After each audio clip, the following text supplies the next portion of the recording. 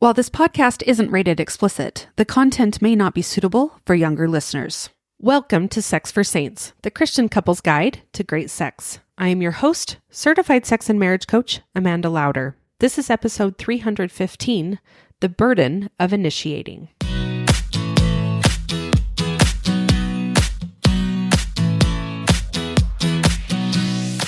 Welcome to Sex for Saints, a podcast for Christian couples. My goal with this podcast is to help enlighten, educate, and inspire you to understand yourself, your spouse, and your sexuality better. I talk about sex in a way you probably haven't heard before. I'm bold, I'm direct, but I keep everything in line with my strong Christian values. Are you ready? Let's go.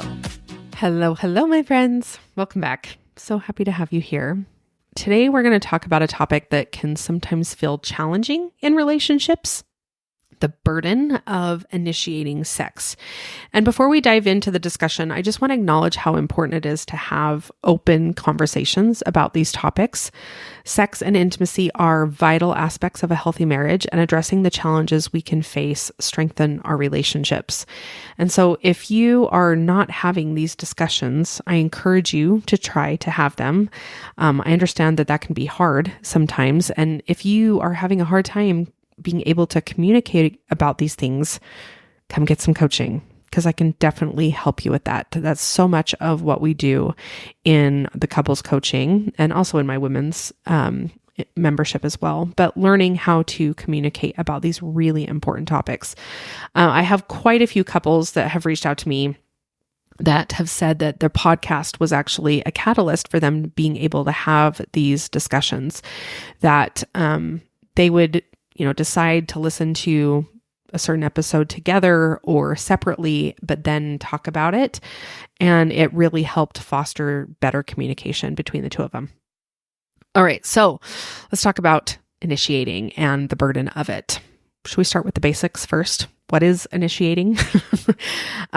Initiating sex is the act of expressing interest in having sex with your partner. And it can be as simple as giving them a look or a gentle touch or even direct verbal invitation to engage. Initiating encompasses various ways that one can signal their desire for physical intimacy.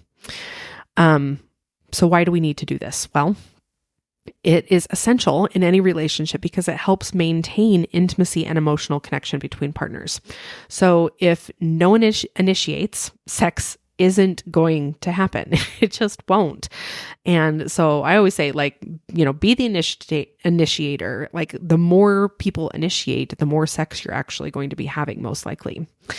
And by taking the initiative, you are showing your partner that you value your relationship and your sexual relationship and want to nurture it. It also shows them that you love them and desire them. And everyone wants to feel loved and desired. Now, sometimes I hear from women that they wish their partner didn't try to initiate so much, and I get that.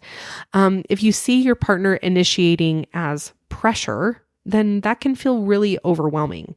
But I want you to think how it would feel if your partner never initiated, never expressed desire for you. Now, while that might sound good for a minute, okay, I can guarantee that it wouldn't always feel that way.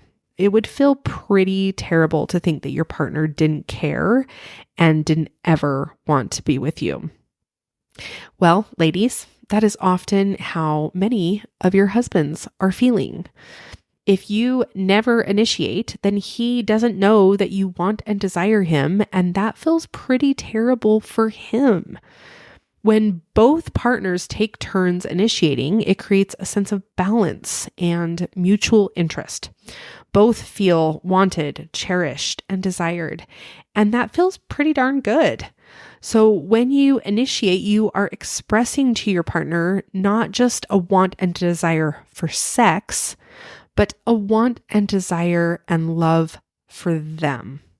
By initiating, you're showing your partner that you're thinking about them and that you want to be close to them. So there are countless ways to initiate, ranging from subtle to very direct. So here's just a few ideas. First is physical touch. A gentle touch, a hug, a kiss can signal interest, Okay. Verbal communication, expressing your desire with words like, I'm really feeling close to you tonight, or I'd love to spend some time being intimate together. Flirting is a great way, sending playful messages, sharing a secret smile, or maybe even wearing something that your partner loves, or wearing something underneath that your partner loves. Setting the mood, dim the lights, play some soft music, light some candles to create a romantic atmosphere. Okay.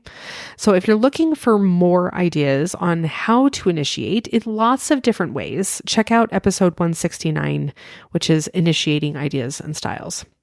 Lots of ideas. And there's even like a little worksheet that goes with it to help you, the two of you, figure out the best ways that each of you liked to be initiated to, because we're not all the same.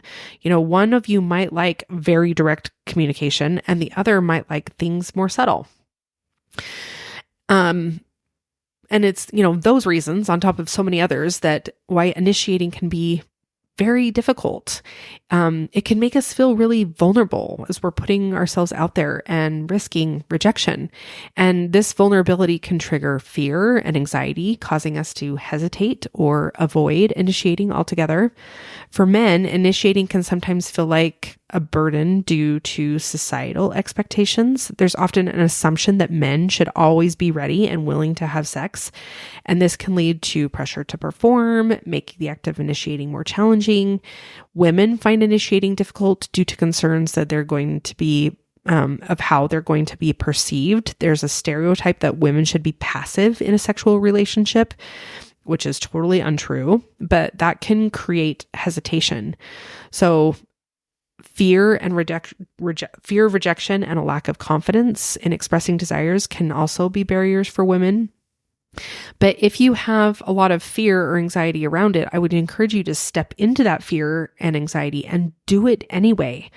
I talk a lot about changing your thinking and changing your thoughts around it to reduce that fear and anxiety, but sometimes you just need to act first in the face of fear and anxiety. You need to have courage. Dr. David Schnarch talks about acting into a new way of being, and that does take courage, but it's so worth the effort. You'll never get over the fear unless you're willing to put yourself out there, face the possibility of rejection, and do it anyway. So what happens if you initiate and you get turned down? Well, I hear about this all the time. Like men want their wives to initiate, and then they do, and then they turn them down, which can be so defeating. And I'm sure most of you experience being turned down plenty, right? When we're turned down, it can feel personal and hurtful. You may feel like your partner isn't attracted to you, or they don't love you anymore. Your brain likes to make up stories of maybe they're seeing someone else, right? That's usually not the case.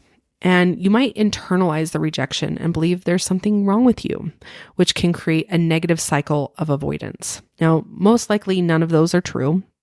The truth is your partner just doesn't want sex right now.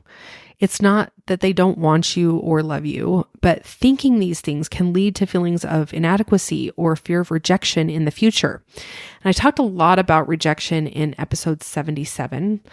Rejection is painful. It actually shows up on a functional MRI in the same part of the brain as physical pain. And this fear of rejection can create a negative cycle where we avoid initiating to protect ourselves from potential hurt. And these emotions can discourage us from initiating again, potentially leading to a lack of intimacy in the relationship. So if you've experienced rejection, it's important to communicate openly with your partner about how you're feeling, share your concerns, and work together to find a solution. And remember that rejection doesn't mean you're not desired. There could be external factors at play. So talking about them and what's going on for each of you is important. You might say something like, I felt hurt when you turned me down the other night. Can we talk about what's going on? And instead of avoiding initiating in the future, try to approach your partner with curiosity and compassion to understand their perspective instead of going with the stories that your brain likes to create to explain it. So on my website, amandalauder.com, I have a freebie called 16 Ways to Say No. And a lot of people are like, why are you saying more ways to say no? I want her to say yes, or I want him to say yes. And really, if you download the freebie, what you find is that it's about not just saying no and rejecting your partner, but really exploring in yourself why you're saying no so that we can turn that into a yes, so that you can have the conversation so they can understand the external factors at play, right? Because that's so important to give context rather than just like a no and then our brain likes to make up all of these stories. So if you are new to initiating, it can seem very scary and overwhelming at first. That vulnerability and fear of rejection is really strong. So start by trying small gestures and gradually build your confidence. Communicate your desires and needs with your partner and let them know that you're exploring this new aspect of your relationship. Mutual support and encouragement can make the process so much easier. You can start with a simple compliment or a loving touch to let your partner know you're interested in being closer, and gradually work your way up to more direct approaches like verbalizing your desires and setting the mood.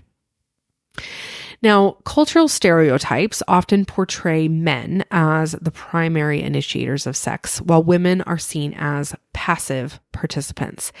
And this expectation can place undue pressure or an undue burden on men and limit the sexual agency of women.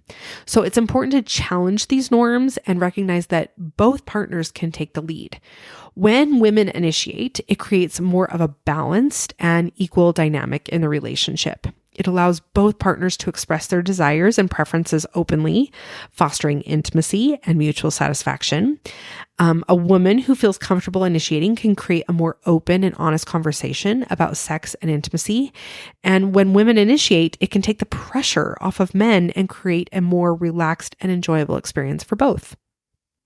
Now, something I see quite often is that after being rejected a lot, men decide not to initiate anymore and put the ball completely in their wife's court, so to speak. And while I understand why this happens, it usually doesn't work. Why? Because it puts even more pressure on the wife, which shuts down her desire. And if she's not feeling it, she's not going to initiate. So do I think that men should have to do all the initiating? No, I do not. But I do think women shouldn't have to either. It needs to be a balanced approach. And when we are doing this, communication is key, okay? So talk to your spouse about your preferred way to initiate intimacy. Sometimes we're trying to be subtle and our partner just doesn't see it. Other times we are being really blunt and overt, and it's too much for our partner. So really talking about the best ways that each of you like to be initiated to is important, which is what you're going to get with that worksheet in episode 169, okay? Being really open and honest can help you both feel more comfortable and confident in taking the lead. For example, you might say something like, I would love it if you could be more direct when you're in the mood. It helps me understand your desires better. Or you might say, a slow build up over a couple of days really helps get me in the mood. Could you try this and this? Okay. So now that we've talked about all of these different aspects, let's briefly discuss why initiating can be such a burden. So in the context of initiating sex, burden refers to the sense of responsibility or pressure one might feel when it comes to being the partner who consistently starts or suggests sexual encounters. And it can involve the emotional or mental weight that one might carry when they perceive initiating as a challenging or potentially vulnerable task. Now, this burden can arise for several reasons. First is the fear of rejection. That worry that initiating may lead to being turned down can weigh heavily on the initiator.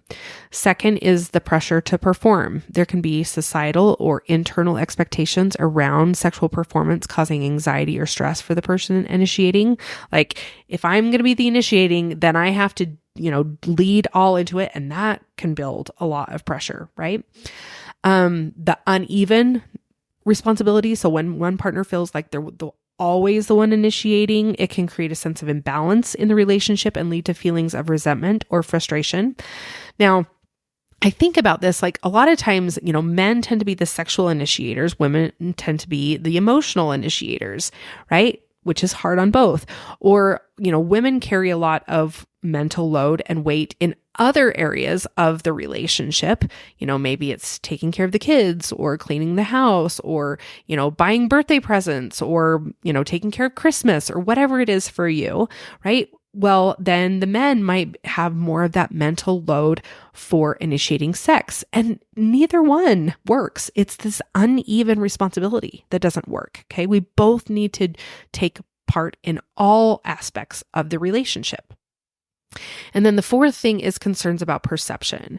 So worrying about how the partner or society may perceive initiation, especially for women who feel like it's outside of traditional norms, that can add to the burden. Now, so if he's sick and tired of initiating all the time and she doesn't know how to initiate and feels all this pressure to initiate and it feels really scary and vulnerable for both of you, chances are no one's going to initiate. And if no one is willing to initiate and to take on that burden and put themselves out there, the relationship is going to suffer. This lack of intimacy and connection is going to be there if no one is initiating. And this can lead to misunderstandings and feelings of disconnection. So it's really important to address the issue and work together to find a solution. And if you need some help with that, you know where to find me. All right, my friends. Thank you so much for joining me today to talk about the burden of initiating sex. Remember, open communication and empathy are key to navigating these challenges in your relationship. Until next time, remember, love is a journey, not a destination. Stay committed, stay passionate, and stay connected. We'll see you next time. Bye-bye.